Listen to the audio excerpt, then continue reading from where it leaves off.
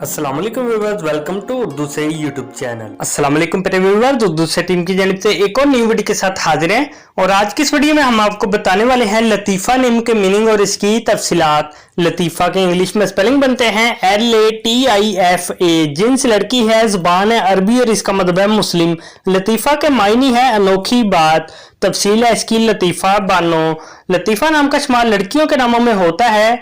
लतीफ़ा नाम की इब्तदाई तारीख अरबी जुबान से निकलती है। लतीफ़ा नाम के अफराद के लिए खुशकिस्मत नंबर 8 माना जाता है, जबकि खुशकिस्मत दिनों में मंगल और जुमेरात शामिल है। खुशकिस्मत धातों में हिस्सों के हिसाब से तांबा और लोहा शामिल है। लतीफ़ा नाम के अफराद के लिए माफिक रंगों में सुर्ख रंग शामिल है। लतीफ़ा नाम के अफराद के लिए माफिक पत्थरों में रूबी शामिल है। लतीफ़ा नाम में 6 हरूफ है और ये एक लफ्ज बनता है।